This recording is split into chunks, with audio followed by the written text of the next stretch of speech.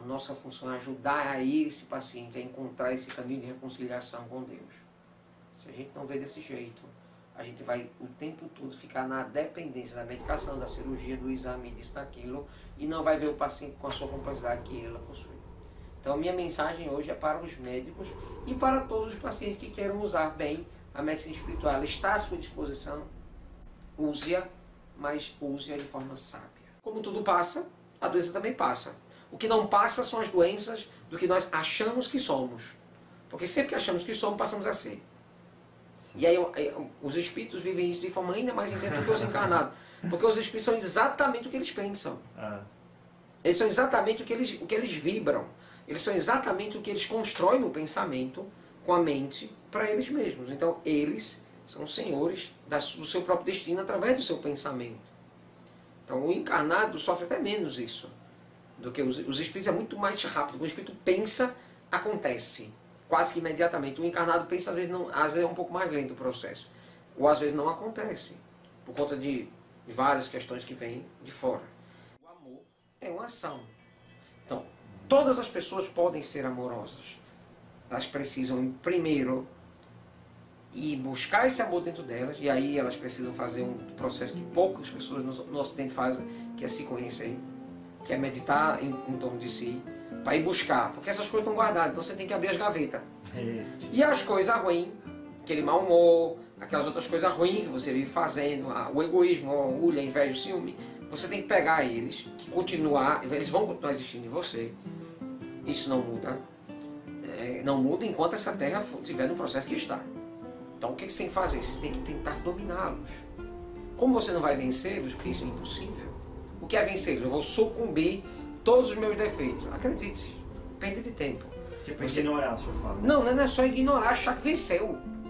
Achar que eles não existem mais. Vamos lá, meu filho, começar? Vamos sim, senhor.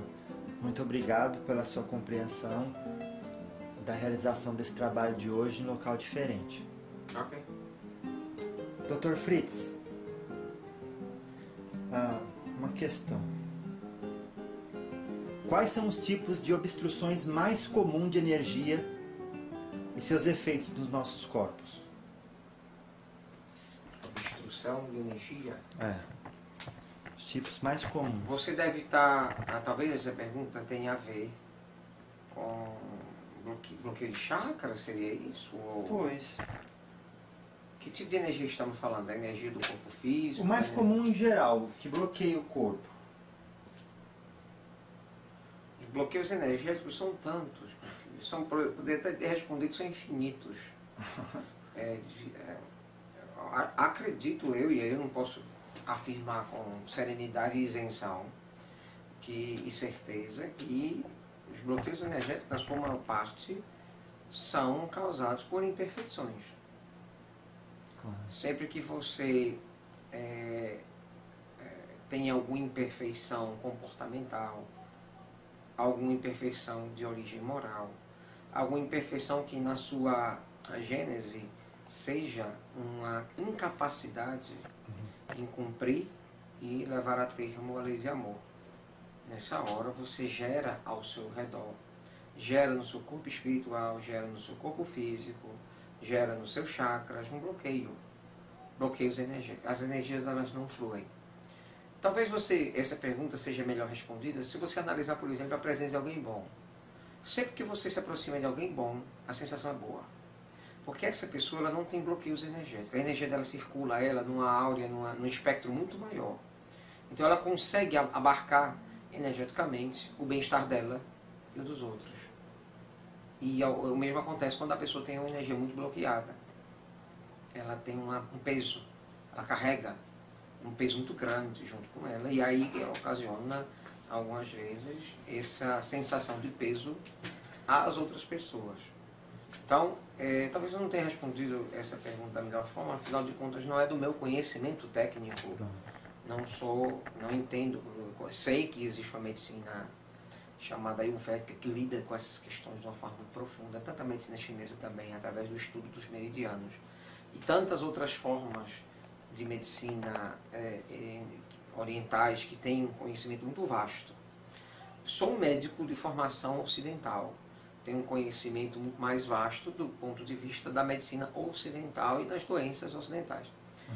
Mas entendo e compreendo, tenho no grupo de espíritos que trabalham comigo, vários espíritos orientais, indianos, chineses, que têm me auxiliado ao longo desses anos de forma brilhante, a me dar conhecimentos e a me ajudar a perceber o funcionamento energético do corpo humano. Não só do corpo, mas principalmente da interação entre o corpo e o perispírito. Essa é a grande questão. Então esses bloqueios, eles são muito quebrados quando as pessoas se libertam de suas pendengas morais. E elas colocam em evidência a sua positividade, o seu desejo de ajudar, o seu desejo de servir, o seu desejo de evoluir. Essas pessoas, geralmente, elas têm menos bloqueios energéticos do que outras. Existem bloqueios energéticos causados por trauma, por fobias. Existem bloqueios energéticos causados por problemas psicoemocionais, de origens emocionais. Às vezes, coisas carregadas de outras encarnações, sofrimentos, dores, transtornos desse tipo. Mas repito sempre que a pessoa lida com isso com uma certa resignação e até com uma certa fé, né, com uma certa visão no futuro, sabedor que aquilo é, na verdade, uma possibilidade de melhoramento.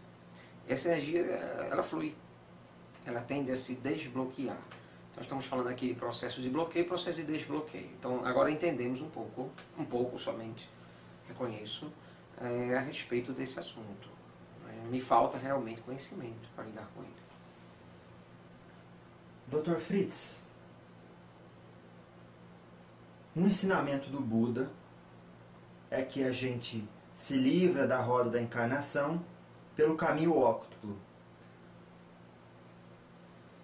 Um desses 8 caminhos é a fala correta. O senhor acredita que a pessoa, quando usa mal a fala, e fala ou palavrão, ou fica falando besteira, ou ocupa mais desse tipo de vibração, ela corre o risco de ir acumulando um tipo de energia, mesmo por brincadeira, que pode ser deletéria e prejudicial à sua saúde? Para o seu campo energético ou para o seu campo físico? Para o energético, né? Primeiro. Sim, com certeza. Mas mesmo por brincadeira? Não tem tanto jeito de brincar, quando a intenção é a brincadeira, como você está colocando, a brincadeira no sentido lúdico, né? No sentido infantilizado, sim, é óbvio que o peso é menor. Mas tem peso. Tem peso, claro. Porque as palavras exercem um peso, né? Porque a boca fala do que o coração está cheio, não é assim que o Cristo diz? Sim. Então, é claro que, sem julgamentos, não. É claro que as pessoas que têm a facilidade de falar coisas, brincar, ou até mesmo não brincar, mas têm um coração ainda carregando muitos sentimentos nocivos, que isso é expresso muitas vezes com palavras, essas pessoas criam ao seu redor um magnetismo negativo, onde essa negatividade que cerca-lhe, né, pode vir a trazer assim alguma disfunção a nível energético ou física. É claro que o maior peso dessa relação está nas intenções, né? Quando se tem a intenção. Por quê? Porque tem aqueles que não falam, mas que estão o tempo todo dentro de si, cheios, né? São os hipócritas. Aqueles que não falam, só falam coisas lindas, mas a língua que fala coisas lindas está carregada de veneno, como se fosse uma cobra. Então, não que a cobra tenha veneno na língua, na verdade a cobra tem veneno nas presas, né? Mas onde é que eu quero chegar?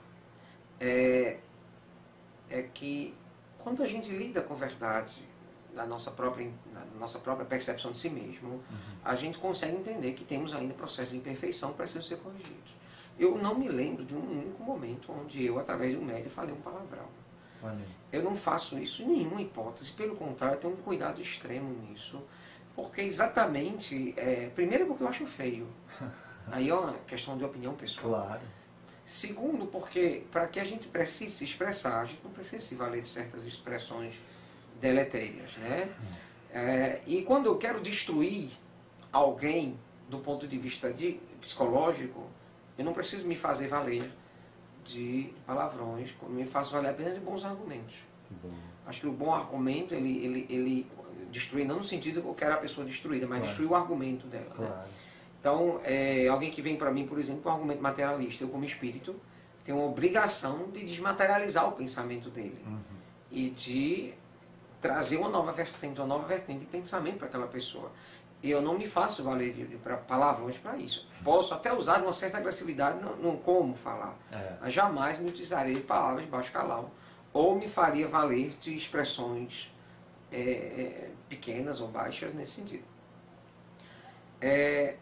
Médiuns que querem curar precisam ter muito cuidado com isso, principalmente se os espíritos precisam da sua boca para curar também, através do sopro, através das palavras, porque a boca tem que ser uma representação de algo extremamente sadio, para que esse médium tenha condições de receber um espírito que tenha condições de falar coisas assim.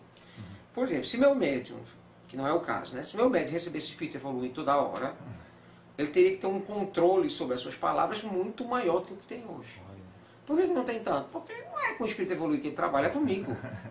Então, apesar de eu não gostar de palavrão, ou de gostar de palavra de baixo calão, eu entendo o processo de inferioridade que ele ainda passa e que às vezes se faz necessário que ele use desse tipo de artifício no seu linguajar.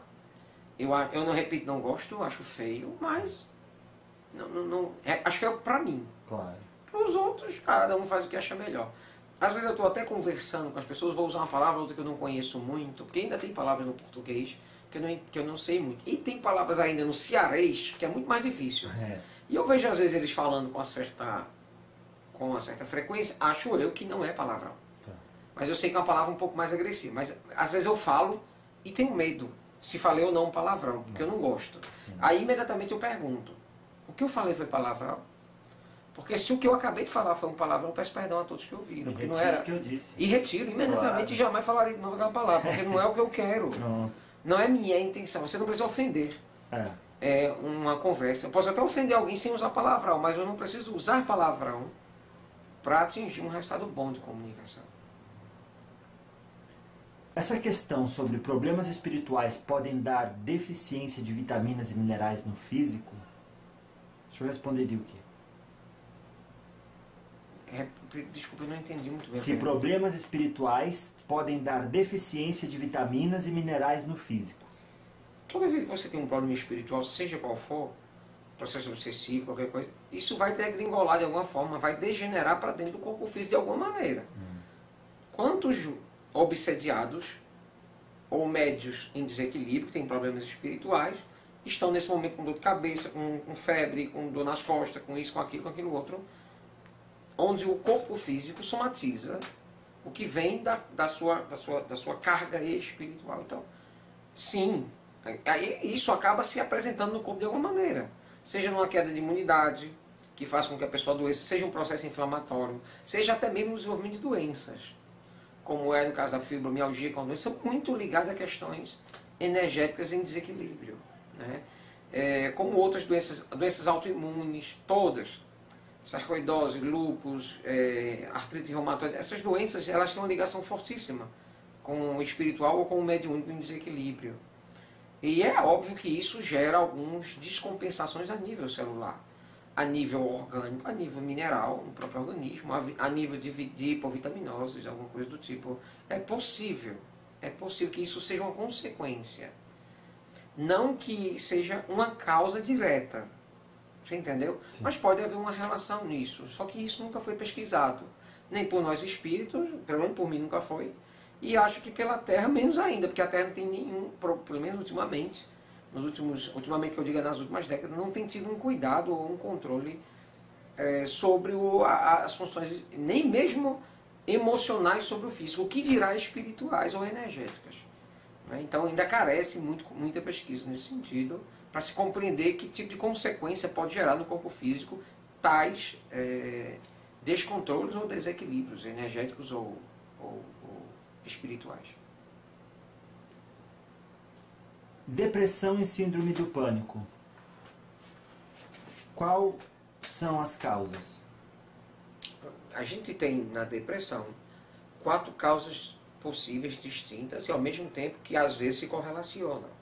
A causa física, a pessoa tem uma química alterada, algum neurotransmissor pouco produzido, algum tipo de serotonina em baixa quantidade, ou uma absorção desses dessas substâncias, né? Isso pode causar depressão. Por isso é importante, nesses casos, a pessoa entrar com medicamento mesmo. Ela tem que ir para o psiquiatra e tomar remédio. Não tem conversa. Não há a cura do filho. Mas nesses casos, geralmente isso aí tá ligado muito a leis kármicas. E aí é necessário mesmo fazer uso da medicação. Certo? Até mesmo como uma forma de quebrar o preconceito. Que ainda há muito preconceito em relação a esse tipo de medicação, em relação a esse tipo de tratamento. Está diminuindo, mas ainda existe. A segunda causa pode ser uma causa psicológica. A pessoa pode ter um trauma, traz consigo algo de outra encarnação, ou dessa mesmo, onde esse trauma seja um gatilho psicológico para desenvolvimento da depressão, que faça com que ela tenha medo de certas situações ou de certas pessoas, e isso faz com que ela absorva a síndrome do pânico. É um caso muito simples, é um caso muito claro a respeito do que nós estamos falando. Muitas pessoas elas têm entraves psicológicos gravíssimos e ela acredita que tudo é perigoso. Sair de casa é perigoso, tomar bem é perigoso, tudo é perigoso. Então dirigir carro é um perigo. Andar dentro de um carro é mais perigoso ainda, andar dentro do outro. Então tudo é motivo de perigo. A pessoa fica com pânico de viver. Né? Então ela fica se podando as situações na vida para poder fugir, como uma fuga por causa do medo, que está em descontrole. Né? Então nesse caso é uma questão pode ser uma questão psicológica. O terceiro caso é o que nós já tínhamos falado antes, que é a questão energética. Resultante de compensação energética, e essa descompensação gera um mau funcionamento dos seus chakras, uma má comunicação desses chakras uns com os outros, e esses bloqueios ou essas má gestões energéticas dos chakras geram também processos de depressão. Vários casos. E outros casos também de depressão, que é a quarta e última origem possível da depressão, é a questão espiritual. Tem gente que tem depressão que está obsediado. Então a pessoa está em processo obsessivo, ela pode ficar deprimido. Porque a depressão não é medo. Às vezes a pessoa não tem medo, mas tem depressão. A depressão ela está ligada muito mais à perda de interesse. A pessoa ela se desinteressa, ela se desestimula a viver. Então ela não tem mais interesse em absolutamente nada, nem no trabalho, nem na família, nem nos filhos. Nada mais faz sentido. A vida perde um interesse. Então o maior sinal, o sinal mais forte da depressão é esse. A pessoa perde os vínculos. Ela perde vontade de trabalhar, ela perde a vontade de estudar, vontade de interagir, vontade de estar perto da família, ela quer se isolar. Não é? E aí, esse é o sinal principal. Então, pode ser uma dessas 4 causas que eu falei, pode ser todas elas, pode ser 2 ou 3, não sei. Mas cada caso é um caso. Todo caso de depressão é um caso particular, um universo em si mesmo. Se perguntou depressão é outra coisa. É a síndrome do pânico que o senhor que eu acabei de falar, isso. Que ela está mais ligada a essas questões emocionais mesmo. A primeira causa que o senhor falou são questões físicas. Sim, limitações físicas. Uma pessoa que tem diabetes, meu filho, o que ela tem? Ela tem um mau funcionamento pancreático, uma dificuldade de absorção a nível de membrana, da insulina que carrega a glicose para dentro da célula. Então o que acontece? A célula carrega? Carrega. Pronto. Eu falei o quê? Carreia. Também está correto. É um português mais arcaico. Pronto. Então a insulina ela serve só para isso. Sim. Ela se prega na molécula de glicose e arrasta ela para dentro da célula. É só essa a função dela. Quando você tem pouca insulina, você fica com muito açúcar no sangue, muito glicose. Açúcar está errado, que nem todos os açúcares. É porque a glicose ela não está só no açúcar, ela está nos amidos, ela está em outros alimentos. Então, essa glicose que está no sangue, que ela foi digerida pelo sistema digestivo e jogada para dentro do sangue, e é o alimento principal do corpo, o cérebro só funciona com ela. Então, é muito importante a glicose no sangue. Então, ela não pode estar muito baixa, então ela tem que estar que é a hipoglicemia, né? Então, ela tem que estar sob um controle. Então, o organismo tem um modelo de controle.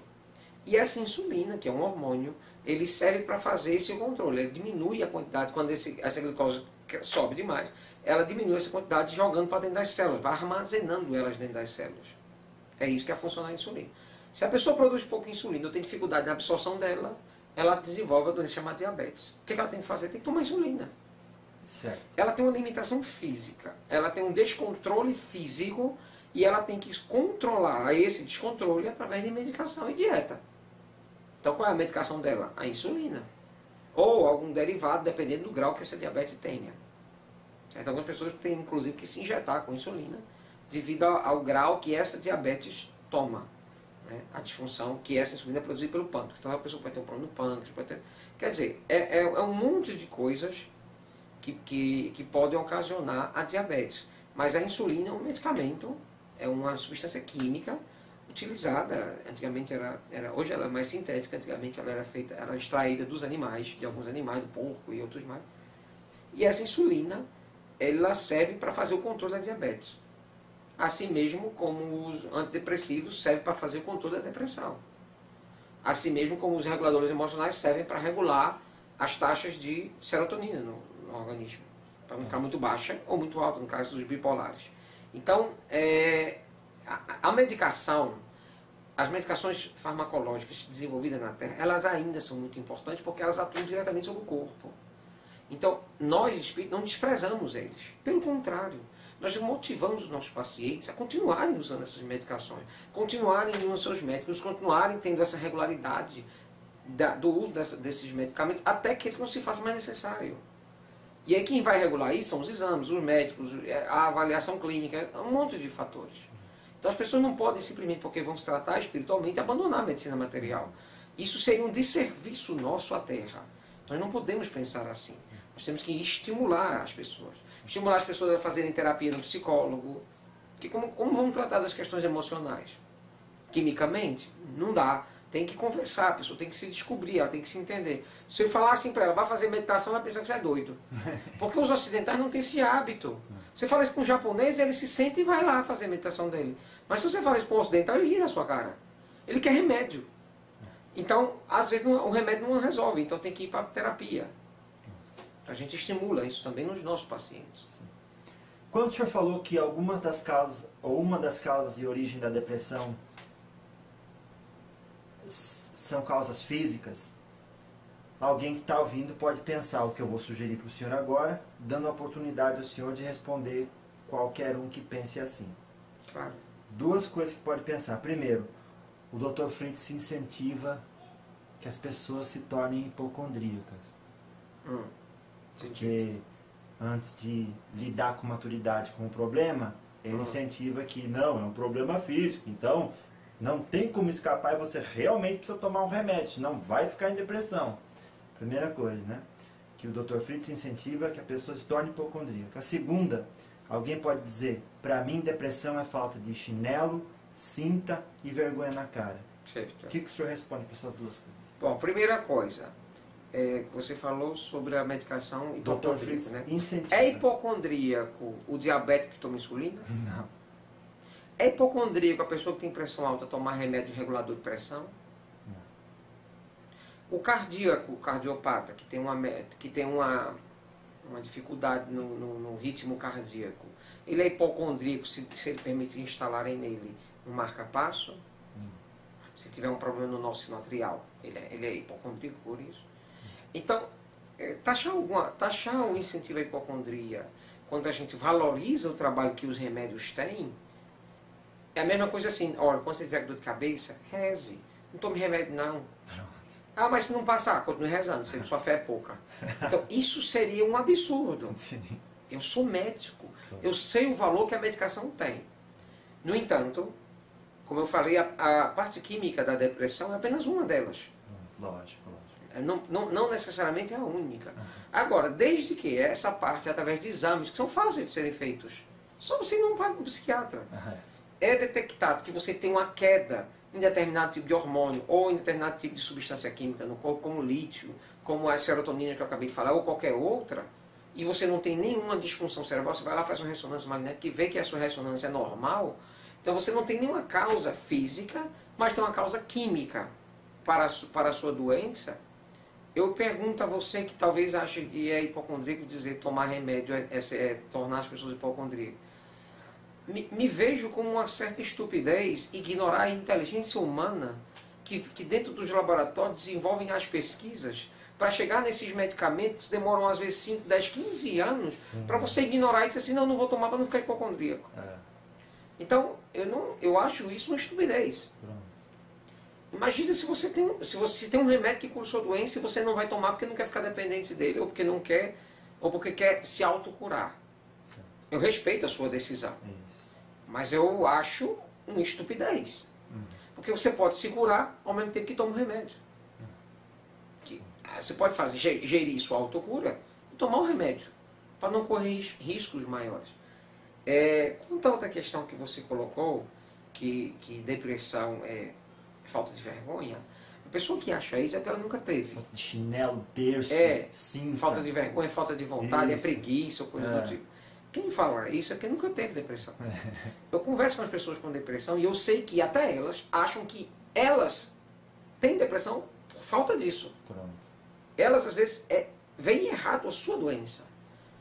E eu acabei de dizer o motivo de porque depressão não é preguiça, depressão não é nada, porque depressão é doença. E na qualidade de doença tem que ser tratada como tal. Não adianta você tratar o diabético com boa vontade, não adianta você tratar o míope com palavras positivas. Vamos lá, meu filho, enxergue, faça força. Não, você tem que comprar um óculos para ele. Você precisa dar a ele alguma coisa que possa fazer com que ele... Eu já contei essa história N vezes para Roberto, ele inclusive vive falando isso para todo mundo. Por quê? Essas doenças, elas carecem de uma complementabilidade, seja química ou física, no caso. Se é uma pessoa que perdeu uma perna por qualquer motivo, não use uma prótese não, fique pulando num pé só. Quer dizer, é uma estupidez pensar isso. Então, a medicina, as órteses, as próteses, elas são desenvolvidas para ajudar a vida das pessoas, para dar qualidade de vida. Então, tem gente que não quer ter qualidade de vida, tem gente que prefere sofrer. E aí não procura ajuda, nem dos médicos, nem dos espíritos. Eu respeito, mas não posso dizer que isso é inteligência, porque não é. Então, para que a gente possa encerrar esse assunto nessa questão, depressão é doença, tem que ser tratada como tal. Ou você trata a depressão como doença, ou ela vai acontecer aquilo que geralmente acontece com a maioria das pessoas que têm depressão. Ela fica melhor e piora depois, fica melhor e piora depois. E essa frequência tende a aumentar. A pessoa que tem uma depressão por ano, 2 por ano, começa a ter 3, 5, todo mês e por aí vai. E essa depressão torna às vezes tão grave que você entra e sai da depressão e nem nota. Aí dá a sensação que está depressivo constantemente. Então, a depressão é uma doença. Claro que os depressivos também não podem pegar a palavra, as coisas que eu estou dizendo, e ficar usando a seu bel prazer para justificar a sua incapacidade de conseguir reagir. É claro que há nesse processo do depressivo uma participação efetiva do próprio depressivo no sentido de querer ficar bom. Então não é só tomar remédio, só fazer terapia, só isso, só aquilo. Ele também tem que buscar tem que haver esforço pessoal. Da mesma forma que uma pessoa acorda de manhã cedo e se esforça para o trabalho todo dia, o depressivo também tem que se esforçar para se levantar. Mas é claro que ele precisa ter um estímulo químico, ou físico, ou terapêutico, ou espiritual, não interessa, mas algum estímulo ele precisa ter. Porque senão, sozinho, é mais difícil. É muito mais difícil. Só um último ponto assim, dentro desse, para saber se dar ao senhor a oportunidade de ver se o senhor também respondeu esse aspecto dessa questão. A depressão, antes de virar depressão, ela era uma pessoa que reconheceu no seu processo orgânico uma disfunção, certo? E atribuiu aquilo um fator de tristeza, razão de se sentir triste, razão de se considerar vítima. Daí criou esse senso de identidade de depressivo. Eu sou depressivo, agora eu tenho a doença da depressão. Uhum. Então essa ponte entre ter a depressão e qualquer reação orgânica não depende da moralidade da pessoa, de como ela vai interpretar aquilo para não contrair a doença, para começo de conversa? Você pode ser a pessoa mais evoluída do mundo. Se o vírus da influenza entrar em você, você tem gripe. Pronto, mas eu não tenho depressão. Eu vou ter depressão depois que eu transformar. Depressão e gripe são doenças. Aham. Elas atingem pessoas boas e pessoas não boas. Ah, então o senhor está dizendo que a depressão não é a interpretação que eu faço da disfunção orgânica, qualquer que seja. Não. Depressão é doença. Igual gripe. Ponto final. Pronto, entendi. Como qualquer outra doença. Tá. Existem graus. Tem pessoas que reagem bem à gripe. Claro. Um dia, 2 dias está bem. Tem gente que arreia. Passa uma semana com febre. É isso que eu queria saber. Né? Então, a forma que cada um reage à doença é diferente, claro. Existe uma individualidade nessa reação. A grande questão, meu filho, é a seguinte. Se a gente não assumir o fato que a depressão é uma doença, a gente sempre vai tratar ela como um achismo. Vai sempre tratar ela como algo a ser tratado somente sob o ponto de vista da vontade. E não é o caso. Com vontade ou sem vontade, você pode até ficar bom de um câncer mais rápido se você tiver vontade de ficar bom, mas você não vai deixar de ter o câncer. Certo. Se você realmente tiver que ter. Pessoas boas ficam doentes. A gente vê isso acontecer o tempo todo. Talvez fiquem menos. Porque pessoas mais negativas ou pessoas mais... Sabe qual é a pessoa que fica menos doente? Não tem nada a ver com ela ser boa ou ser ruim. Pessoas hiperativas. Pessoas que têm alta capacidade de botar a mente para funcionar, o cérebro para funcionar, o corpo para funcionar. Essas pessoas que colocam energia na sua vida. Essas pessoas adoecem menos. Sim. Pessoas que se exercitam, pessoas que têm a mente o tempo todo funcionando, que leem, que ela tem... Agora, os mórbidos, aqueles que são mais preguiçosos mesmo, podemos até chamar assim, do ponto de vista comportamental, não porque optaram, não porque são assim, ou talvez até porque optaram, sei lá, não sei. Essas pessoas, elas têm uma tendência mais à doença. E aí não tem absolutamente nada a ver com moralidade, se ela é boa ou se ela não é boa. Se ela é uma pessoa com a moralidade desenvolvida ou não. Tem muita gente boa que é preguiçosa. E tem muita gente hiperativa que são verdadeiros malfeitores. Você entendeu? Então uma coisa não tem nada a ver com a outra. Agora, você falou uma coisa importante que eu gostaria de voltar. Você falou assim, tem uma diferença entre ter depressão e ser depressivo, é uma diferença absurda. Uma coisa é você ter gripe, outra coisa é você se chamar de gripado. Isso. Porque quando você diz assim, eu vivo gripando, ou eu tenho gripe constantemente, eu sou gripado, você atrai isso para você. A palavra, ou o que você acha a seu respeito, tem uma força muito grande. Então se você se auto-intitula depressivo, acredite, é muito mais fácil você não conseguir se livrar da depressão. Perdeu as ferramentas que Agora, se podia você diz assim, eu estou doente de depressão, ou eu estou depressivo nesse instante, ou nessa época, ou nesse momento, por um motivo ou por outro, aí é muito mais fácil de tratar, porque você não inclui a doença dentro da sua grade de identidade. A doença para você é apenas um estado passageiro. E como tudo passa, a doença também passa. O que não passa são as doenças do que nós achamos que somos. Porque sempre que achamos que somos, passamos a ser. E aí os espíritos vivem isso de forma ainda mais intensa do que os encarnados. Porque os espíritos são exatamente o que eles pensam. Eles são exatamente o que eles vibram. Eles são exatamente o que eles constroem no pensamento, com a mente, para eles mesmos. Então, eles são senhores do seu próprio destino através do seu pensamento. Então, o encarnado sofre até menos isso. Do que os espíritos é muito mais rápido. Quando o espírito pensa, acontece. Quase que imediatamente. O encarnado pensa, às vezes é um pouco mais lento o processo. Ou às vezes não acontece. Por conta de várias questões que vêm de fora. Então, cuidado com esse eu sou depressivo. Essa frase cria uma tendência à depressão eterna. Vamos evitá-la. Sem dúvida. Não só a depressão, mas qualquer outro tipo de doença. Eu sou cardiopata. Eu sou diabético. Pode ser que você fique curado. Eu já curei tanta gente com diabetes. Então você já foi diabético, agora você não é mais. Então você diz, não, eu tenho uma doença chamada diabetes. Eu tenho diabetes, mas eu não sou. Você não pode se definir como alguém doente. Qual é a sua identidade, meu filho? A minha identidade é dialogador de espírito. Perfeito. Porque isso é positivo. Mas na hora que você adota uma identidade negativa, eu sou o quê? Torturador. Você já vai ter até dificuldade de se desvencilhar dessa identidade. Entendeu? Você pode ter sido no passado, em outra encarnação, nessa mesmo, mas agora você está querendo mudar. Então se você diz, eu sou torturador, eu sou torturador, eu sou torturador, isso aqui nunca vai sair de você. A tortura sempre vai ser uma opção. E a mente, ela funciona em completa e total ligação ao que você acredita, principalmente se o que você acredita é a respeito de você mesmo.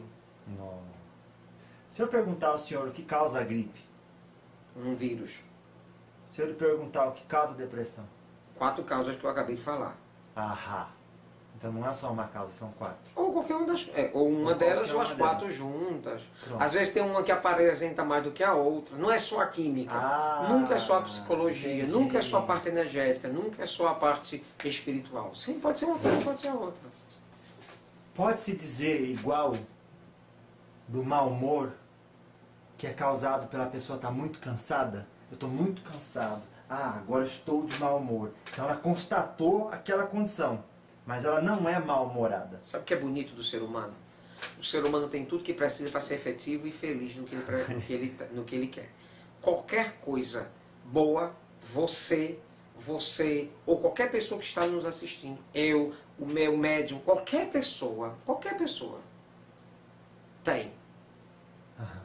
Eu sou uma pessoa mal-humorada. Não. Em algum momento da sua vida você não foi. Não, eu sou sempre mal-humorado. Mentira. Posso afirmar com... Você nunca sorri? Nossa. Não é possível que você nunca sorri. Então, se você em algum momento teve bom humor, acredite, essa ferramenta está dentro de você. O que você não tem feito muito é acessado essa ferramenta. Mas ela está lá. Então, eu tenho uma vontade de colocar um prego na parede, mas eu tenho a chave de fenda e nunca uso. Então você vai botar com os dedos, vai doer, vai machucar e não vai ficar tão bom. É melhor usar a ferramenta. Então, se você tem a ferramenta do bom humor, use com mais frequência. Se você tem a ferramenta da caridade, use. Se você tem a ferramenta do perdão, use. A grande questão é que todo mundo tem essas ferramentas. As pessoas não usam porque não querem. Porque não dão atenção, porque vivem com a mente voltada para o materialismo. Elas não se lembram da necessidade. Elas acham que não precisam. Elas acham que isso é coisa de religioso. Não é, isso é uma necessidade humana. O Cristo não veio para cá pregar religião. Ele veio para cá pregar comportamento, ações. O amor que ele falava não tem nada a ver com sentimento. Amar você é um cachorro. Mas o verdadeiro sentido da palavra amor é a ação no bem. É a ação. Por isso que hoje os espíritas usam muito bem essa palavra caridade, que tem um significado mais forte, porque a caridade, pela definição deles, é o amor em ação. O amor por si mesmo é uma ação. Se você não vê o amor como uma ação, você vai ficar preso a uma palavra, como se ela fosse apenas o rótulo de algum sentimento, como a saudade, como a tristeza, como qualquer outra coisa que eu tenha no meu arcabouço moral ou no meu arcabouço emotivo. Então é claro que a caridade, é claro que o amor é uma ação. Então, todas as pessoas podem ser amorosas. Elas precisam, primeiro, ir buscar esse amor dentro delas, e aí elas precisam fazer um processo que poucas pessoas no Ocidente fazem, que é se conhecer, que é meditar em torno de si, para ir buscar, porque essas coisas estão guardadas, então você tem que abrir as gavetas. E as coisas ruins, aquele mau humor, aquelas outras coisas ruins que você vive fazendo, o egoísmo, a orgulho, a inveja, o ciúme, você tem que pegar eles, eles vão continuar existindo em você. Isso não muda. Não muda enquanto essa terra estiver no processo que está. Então o que você tem que fazer? Você tem que tentar dominá-los.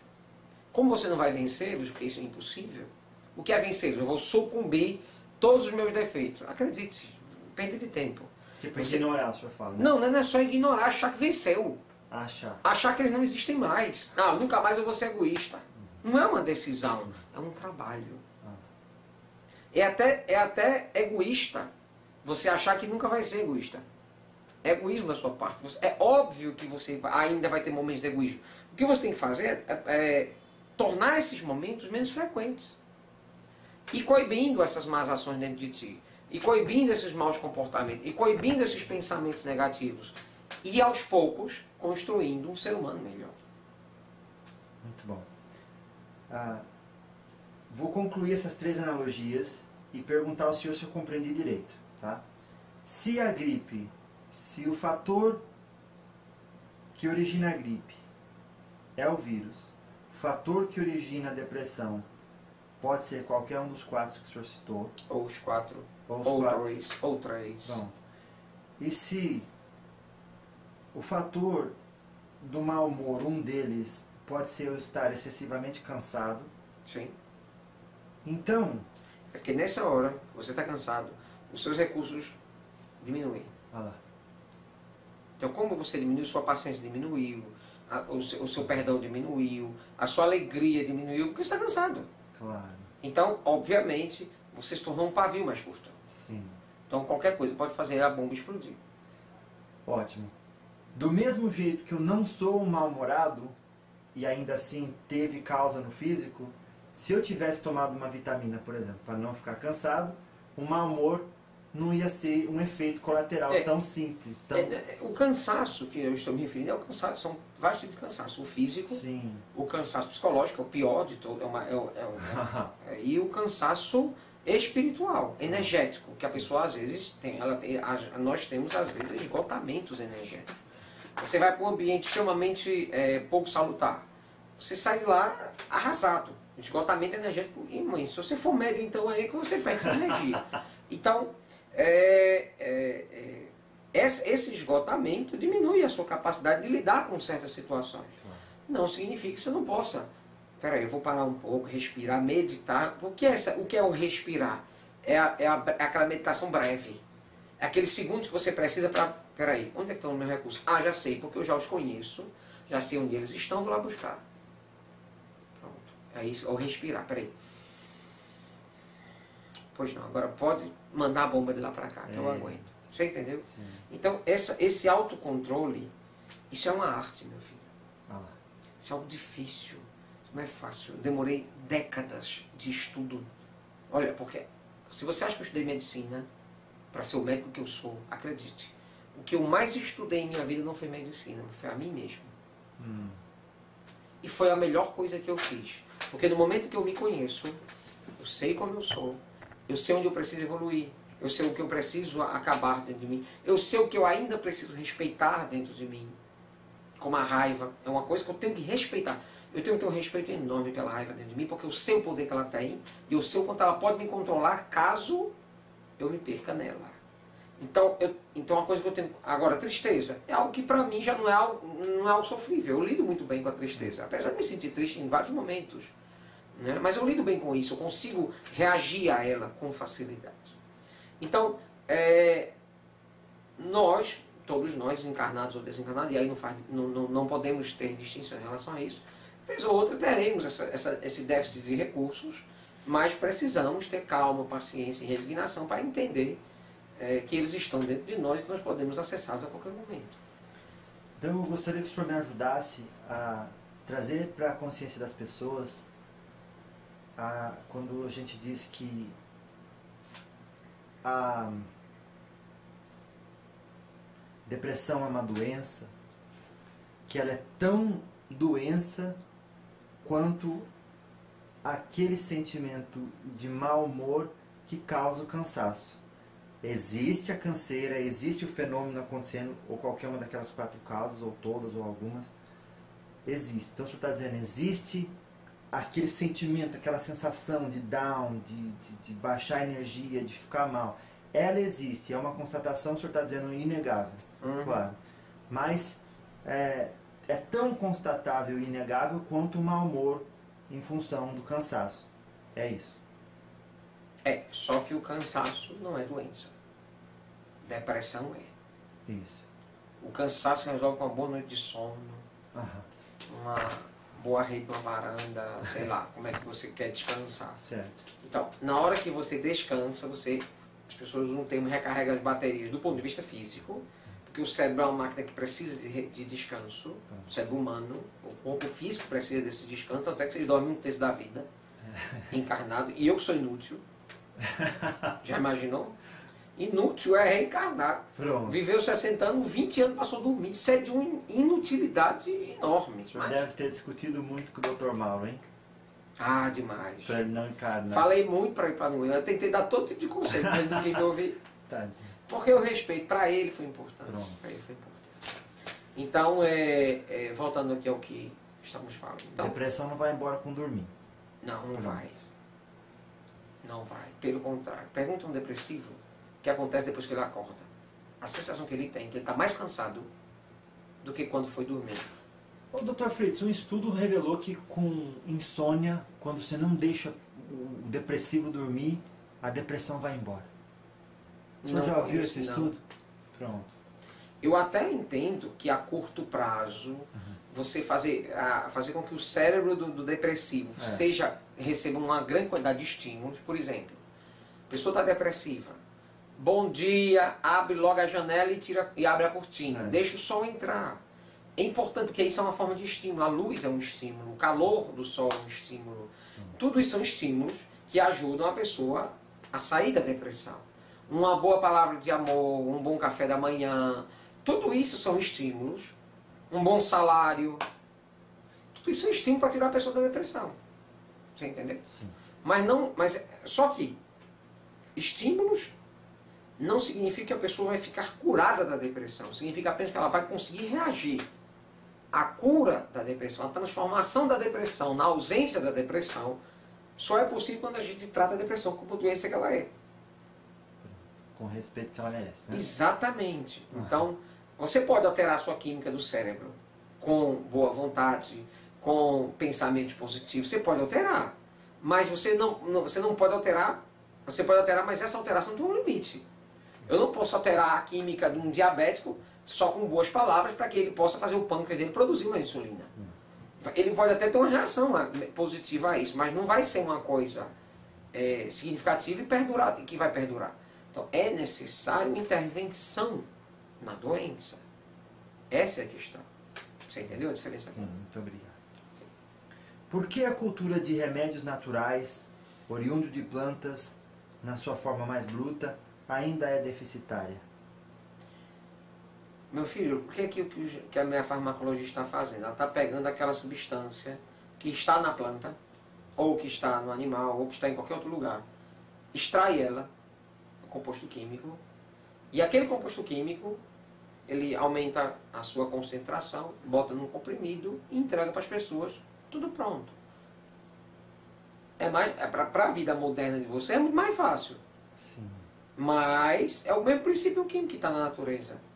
Claro que existem os princípios químicos da farmacologia que são oriundos da pesquisa, que são, na verdade, substâncias criadas, combinações químicas criadas pelos cientistas, que também têm efeitos no corpo humano e aí acabam sendo fármacos interessantes para serem acessados. No entanto,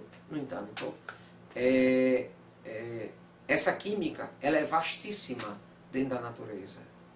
Eu mesmo faço uso de fitoterápicos como uma complementação ao tratamento da cirurgia espiritual, porque ajuda demais aos pacientes, não é? Porque a química presente nas plantas, elas sem dúvida, ou nos animais, quer dizer, tem um óleo de um peixe que ele é fantástico para o processo de problemas articulares, né? Então, quer dizer, nós temos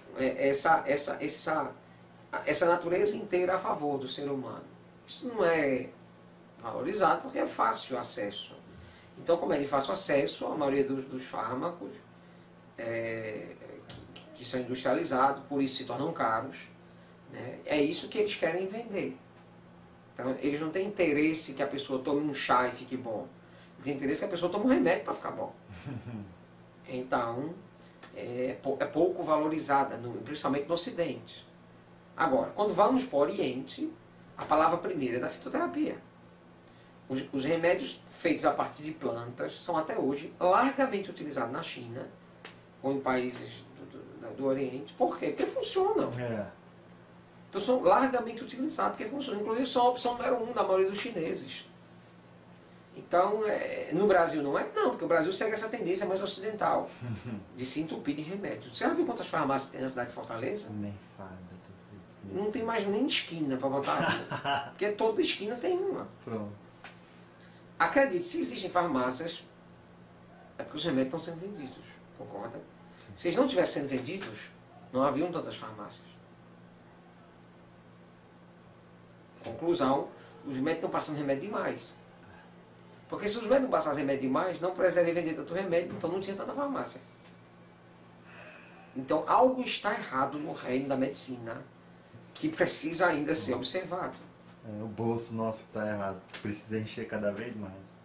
Às vezes isso, infelizmente. A medicina em alguns aspectos, sobre alguma ótica e sobre a visão de alguns médicos, é um negócio. Meu Deus. E é uma pena. Olha... Mas não se preocupe, eles vão desencarnar. Vão, eita. Sim, sim. Não é uma ameaça, não, é uma certeza. Com certeza. É. Claro que sim. Olha a profundidade de asserções dessa questão, coisas que talvez nem compreendamos, mas que seja parte da sua realidade como médico espiritual. Somente a mudança de vibração é capaz de remover um elítrio que foi implantado na vítima? Primeiro é que essa pergunta está dizendo que elítrio existe, que existe implantação de elítrio e que existe vítima. Me perdoe, o que é elítrio? Muitas pessoas nas literaturas humanas se referem a elítrio, aquele processo mental que encapsula um espírito antes de tornar-se ovoide. Ah, tá. Pronto. Já vi muitos. É.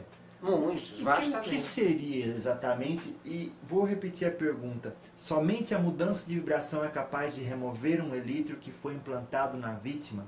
Existe realmente um implante a disso? sua pergunta, me perdoe, eu acho que é a primeira vez que eu vou ter que corrigir você.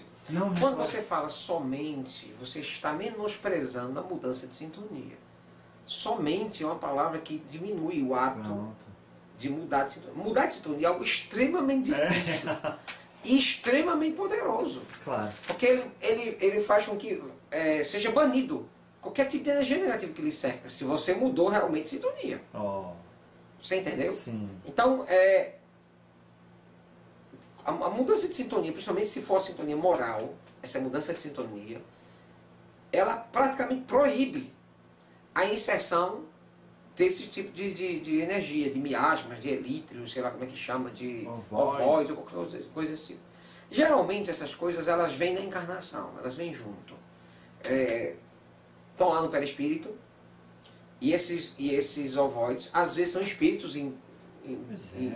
totalmente deformados e eles se tornam doenças.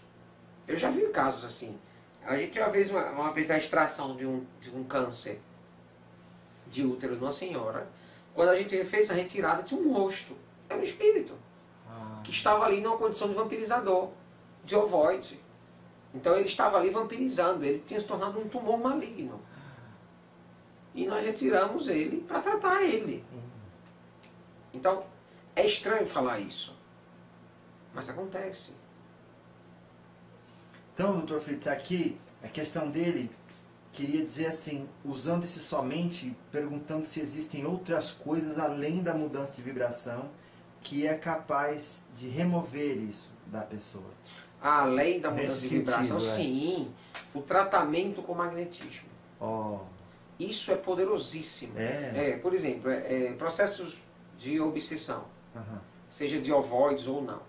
Os processos obsessivos, eles têm na sua base, no seu fundo, uma ligação magnética.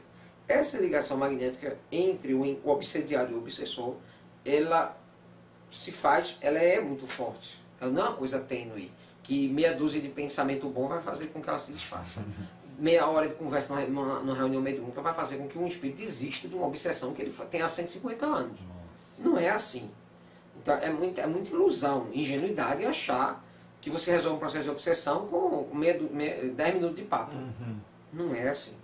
Então é necessário, além do papo, além de você ajudar ao espírito a convencer-se de sair desse processo, porque é prejudicial também para ele, fazer com que essa energia se desfaça só com magnetismo. Sem isso não é possível.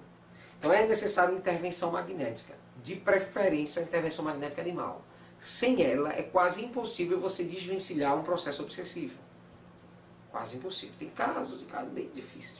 Então não é só com mudança de vibração moral, tem que haver uma quebra magnética. Tem que haver uma intervenção magnética, geralmente externa. Dr. Fritz,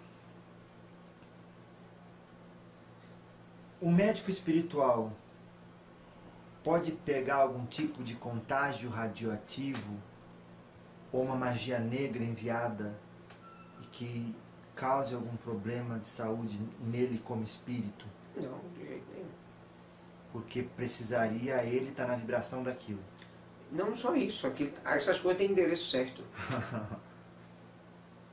Elas não saem pegando em quem está por perto, não. Eu sei. Mas vamos dizer que alguém não gosta do Dr. Fritz. O Dr. Fritz está curando muita gente. O Mago Negro fala, vamos calmar esse moço aí. Ah, eles usam de outras estratégias, não é essa. A primeira coisa que eles fazem é perturbar meus médiuns. Ah, é? Perturbam minha equipe encarnada, porque isso me perturba. Ah, sério? Perturba o trabalho. O senhor está dando a eles a fórmula de perturbar o céu. Mas eles sabem. Já sei. Eles sabem antes de mim. Foram eles que me disseram. Eles chegam para mim e falam assim, ó, vou perturbar seu médico, você vai se perturbar. Rapaz, não é que você tem razão. Nossa. Então eles sabem. É uma estupidez achar que espírito do mal, espírito das trevas, são burros. Eles não são. Pelo contrário, são altamente inteligentes, estrategistas, melhores talvez do que muitos espíritos. Não do que os espíritos bons, mas muito melhor do que os espíritos que tendem à bondade. Então eles são muito articulados e bem flexíveis. Pronto. Eles têm um conhecimento muito grande, eles podem sim desoperar uma instituição espírita, uma instituição católica ou qualquer outra. Se eles realmente se motivarem, se incentivarem a isso, eles podem conseguir. O que é que vai impedir deles conseguirem? A vibração do amor das pessoas que estão lá, os encarnados e dos espíritos. Então, eu já, depois de passar por tantos médios, por tantas perturbações com esses médios, eu já aprendi muita coisa a lidar com isso. Primeira coisa que eu aprendi, antigamente eu me metia demais no livre-arbítrio dos meus médios. Hoje eu não faço isso de jeito nenhum. Do total liberdade. E às vezes a liberdade é uma coisa que causa uma certa ansiedade em algumas pessoas. Quando você dá liberdade, você dá a possibilidade da pessoa errar. Não é? Sim. Mas ao mesmo tempo você está ensinando ela a acertar, porque se ela resolve acertar, ela sabe que caminho ela não deve seguir. Se você pega ela e bota no caminho certo, na marra, na força, ela não sabia que o caminho errado era o outro. Conclusão, ela não está se tornando experiente, ela não está aprendendo, ela não está evoluindo dentro da estratégia dela que ela precisa desenvolver para que ela seja uma pessoa boa. Então, eu tenho que permitir que meus médios evoluam por esforço pessoal. Nossa. Não porque eu vou pegar eles como peça de xadrez e ficar colocando num canto ou no outro. Claro. Sobre magia negra, o senhor também já falou antes um pouco.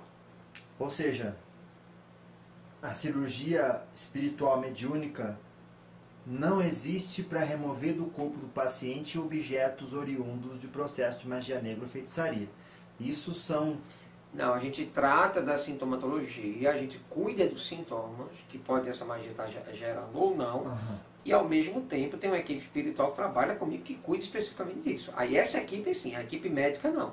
A cirurgia espiritual ela não é a ferramenta para cuidar disso. E é claro, todo um trabalho evangélico com a pessoa, tudo isso facilita. Doutor Fritz, eu passo evangelho para os seus pacientes o tempo todo. Por quê? Porque funciona. Se não funcionasse, eu não passava. Como funciona, eu passo. Então, você está querendo dizer que seus resultados melhoram quando os pacientes passam a ser pessoas melhores? Exatamente.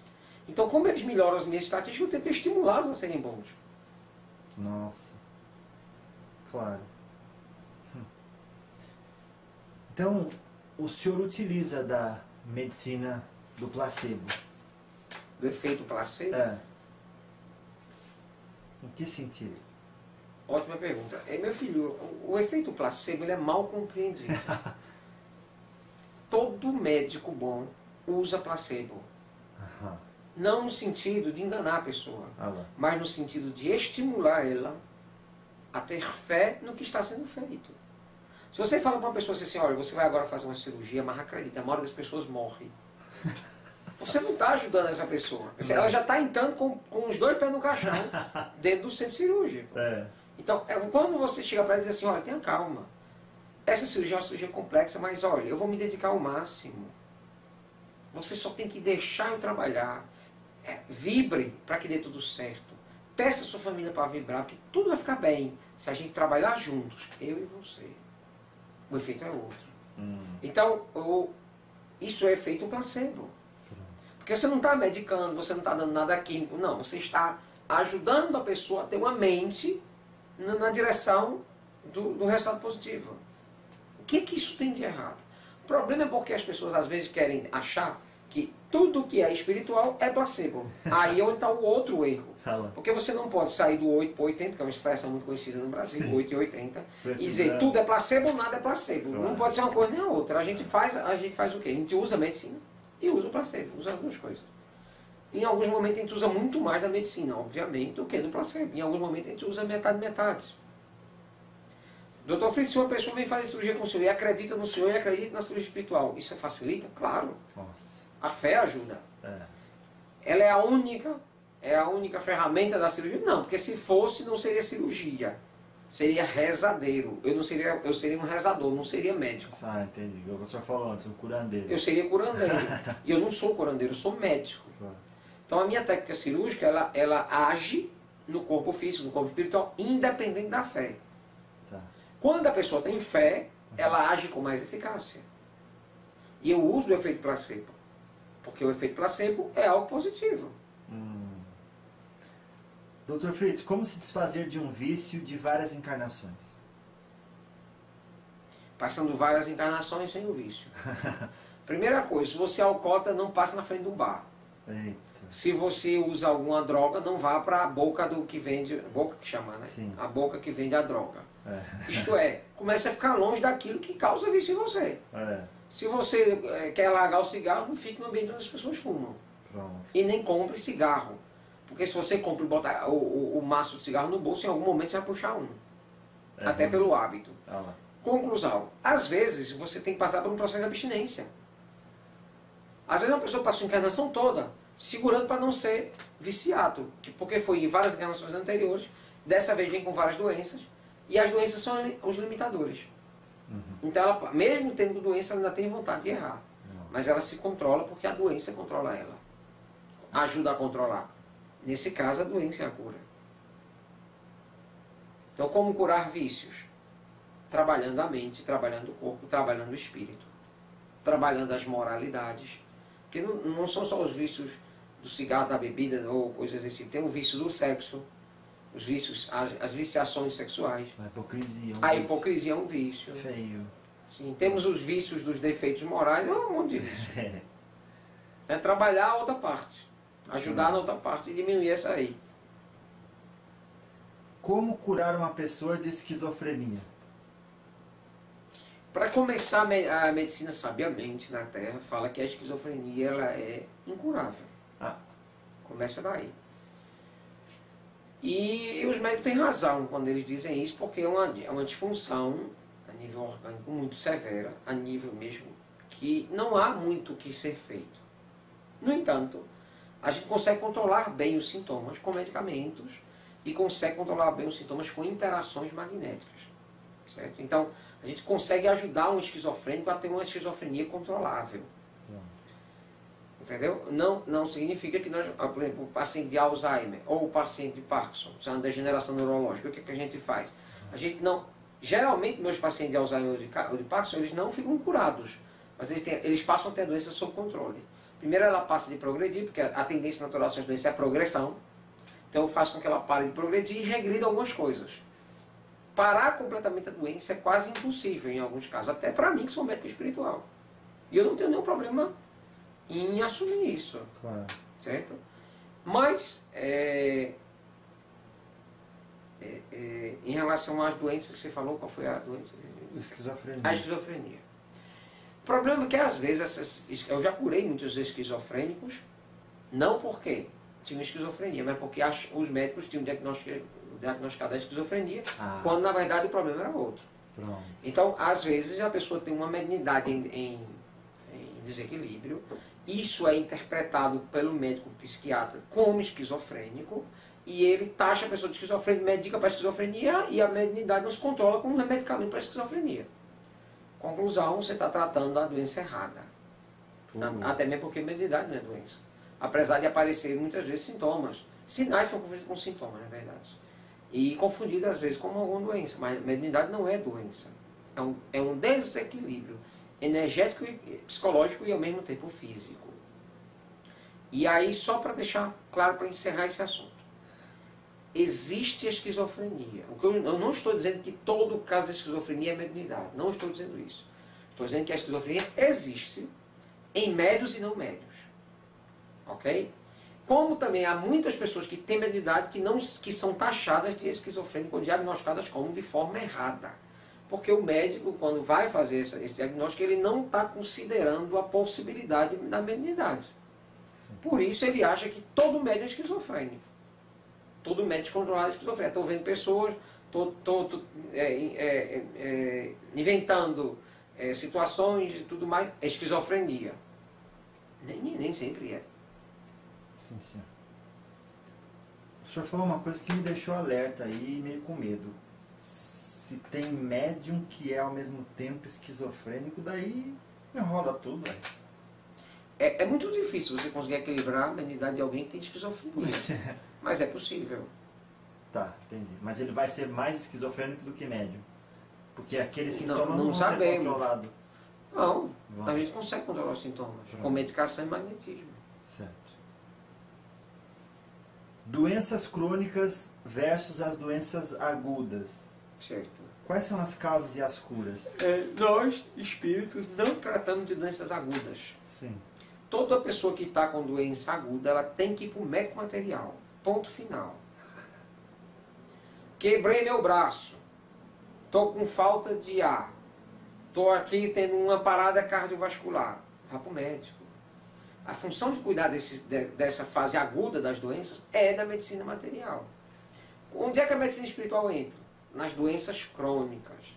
Naquelas doenças onde elas são renitentes, elas são persistentes, onde a medicina material, mesmo com todos os seus recursos, não consegue resolvê-las, ou não consegue dar cabo dessas doenças, ou simplesmente as ignoram, ou não sabem tratar, ou ainda não tem nada para ser feito. Então aí entra a medicina espiritual.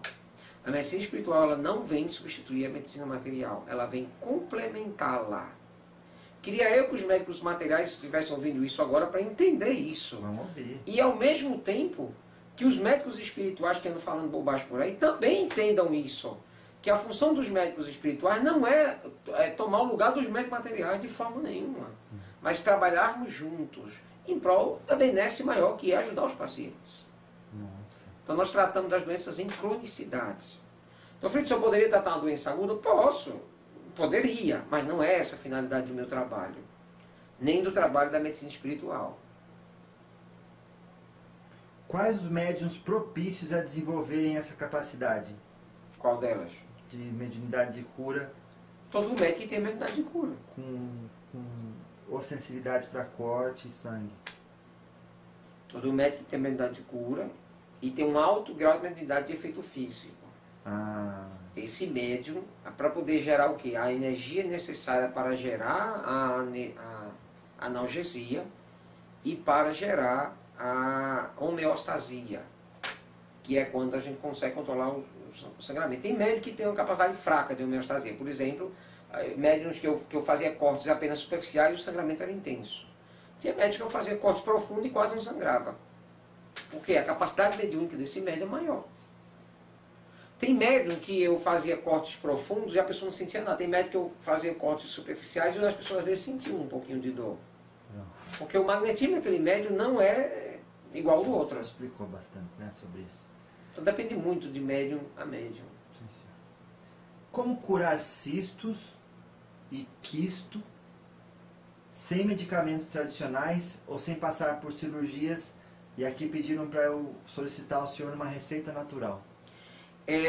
O problema de entrar nessa questão que você acabou de colocar a gente daqui a pouco estamos fazendo consulta pelo nosso diálogo. Claro. A minha ideia aqui, meu filho, é nós conduzimos os nossos pensamentos para perguntas que gerem conhecimentos gerais.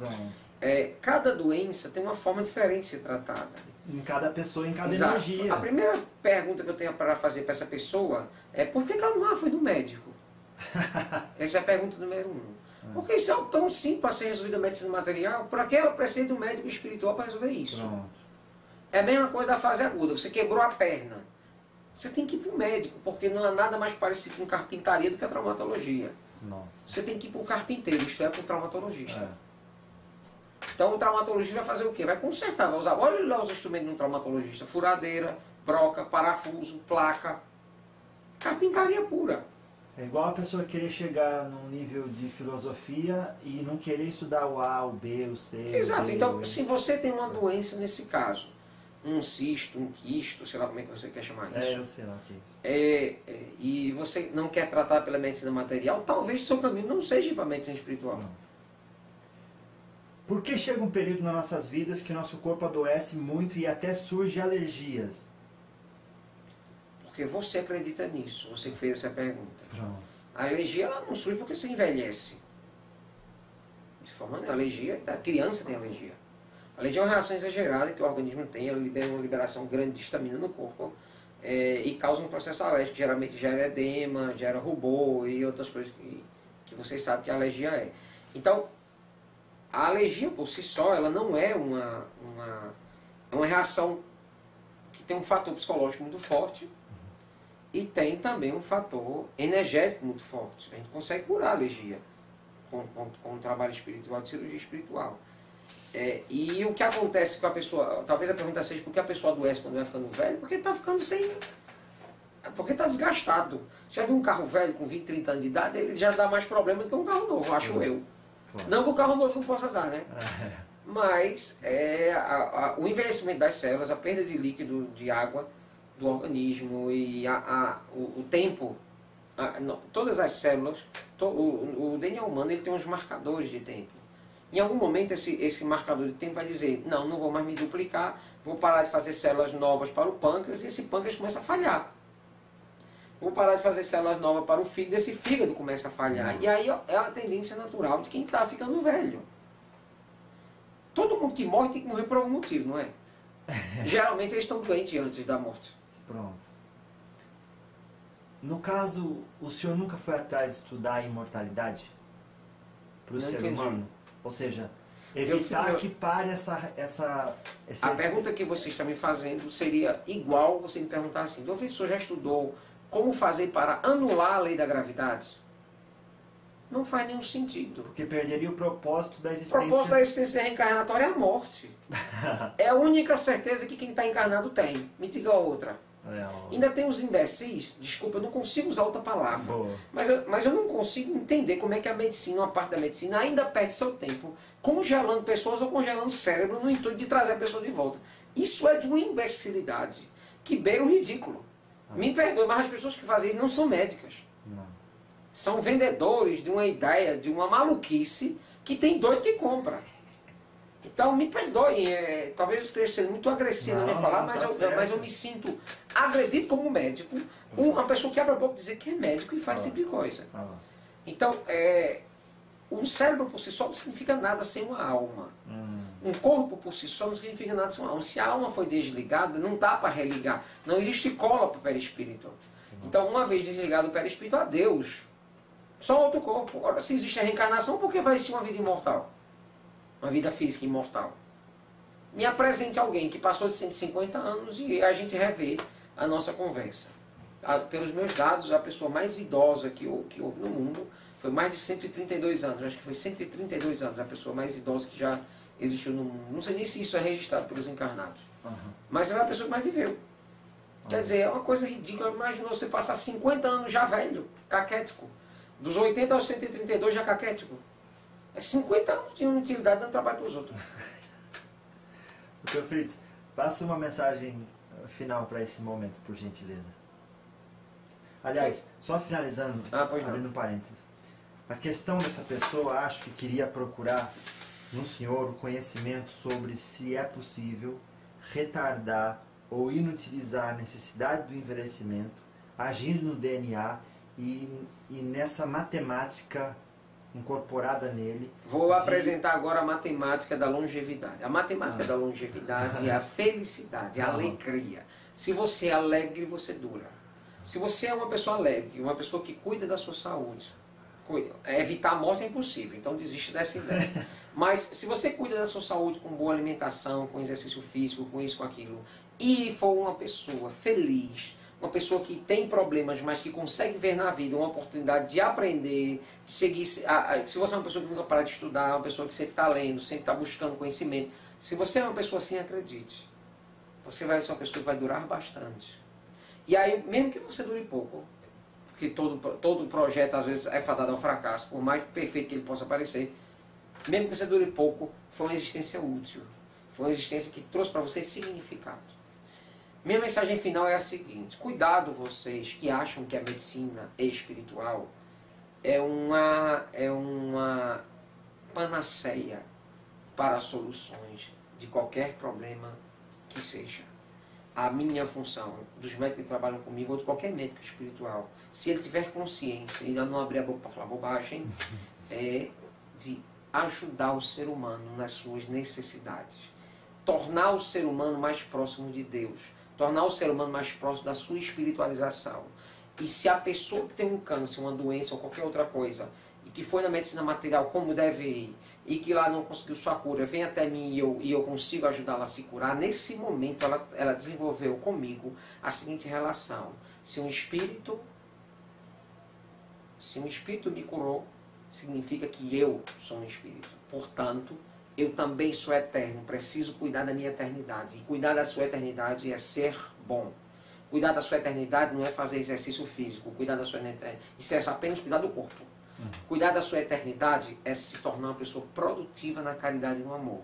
E aí você vai estar usando bem a cirurgia espiritual. Aí você vai estar usando bem os métodos espirituais. Porque você não está tirando o valor que a medicina material tem, e é um valor enorme. O trabalho que os médicos fazem é um trabalho maravilhoso que precisa ser continuado. Apesar das dificuldades que os médicos encarnados ainda têm, meus colegas ainda têm, eles fazem um trabalho maravilhoso aqui na Terra. E merece o nosso reconhecimento. No entanto, eles precisam também, é uma crítica que faço a todos, aos que já fazem isso ou não, eles precisam abrir a sua mente para o campo da medicina intuitiva. Eles precisam abrir a sua mente para o campo da medicina magnética, porque nós viemos para ficar. Vocês querendo ou não, gostando ou não, nós vamos curar paciente que vocês disseram que vão morrer. Nós vamos botar este povo para ir para o consultório de vocês, vocês deram 6 meses de vida, eu vou mandar ele lá 2 anos depois. Ele lhe dá um abraço, ele levantar da cadeira, com tanta força que eles vão estar, para lhe provar que o corpo humano não tá no corpo humano todas as respostas que nós precisamos para poder definir a vida, ou a existência, a persistência, a existência e o motivo dela aqui na Terra. Então, nós temos que cuidar da pessoa como um todo. Os nossos pacientes não são apenas carnes andando para um lado e para o outro, com o coração batendo e pulmão entrando e soltando e trocando gases. Essas pessoas que nós chamamos de paciente, elas são seres humanos complexos, que têm dentro dela uma psique, que tem dentro dela uma parte emocional, que tem dentro dela uma parte energética, que principalmente tem dentro dela uma alma, um espírito encarnado, que merece respeito pelas experiências anteriores e que está nesse momento tentando, sem transgredir a lei de Deus, tentando se reconciliar com essa lei através de uma dor, através de uma doença. Então, a nossa função é ajudar a esse paciente a encontrar esse caminho de reconciliação com Deus. Se a gente não vê desse jeito, a gente vai o tempo todo ficar na dependência da medicação, da cirurgia, do exame, disso, daquilo, e não vai ver o paciente com a sua complexidade que ele possui. Então, minha mensagem hoje é para os médicos e para todos os pacientes que queiram usar bem a medicina espiritual. Ela está à sua disposição, use-a, mas use-a de forma sábia. Muito obrigado. Que assim seja. Deus te abençoe. O amor é uma ação. Então, todas as pessoas podem ser amorosas. Elas precisam, primeiro, ir buscar esse amor dentro delas, e aí elas precisam fazer um processo que poucas pessoas no Ocidente fazem, que é se conhecer, que é meditar em torno de si, para ir buscar, porque essas coisas estão guardadas, então você tem que abrir as gavetas. E as coisas ruins, aquele mau humor, aquelas outras coisas ruins que você vive fazendo, o egoísmo, a orgulho, a inveja, o ciúme, você tem que pegar eles, que eles vão continuar existindo em você. Isso não muda. Não muda enquanto essa terra estiver no processo que está. Então o que você tem que fazer? Você tem que tentar dominá-los. Como você não vai vencê-los, porque isso é impossível, o que é vencê-los? Eu vou sucumbir todos os meus defeitos. Acredite, perda de tempo. Tipo, ignorar, o senhor fala. Né? Não é só ignorar, achar que venceu. Achar que eles não existem mais.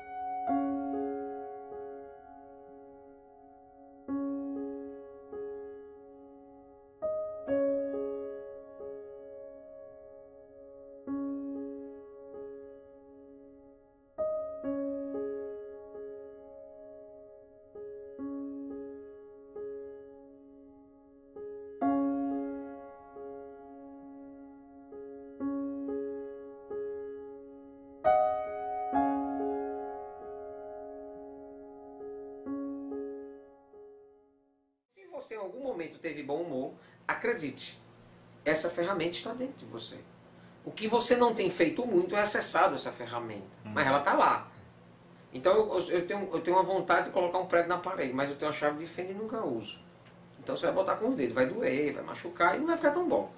É melhor usar a ferramenta. Então se você tem a ferramenta do bom humor, use com mais frequência. Então a nossa função é ajudar aí esse paciente a encontrar esse caminho de reconciliação com Deus.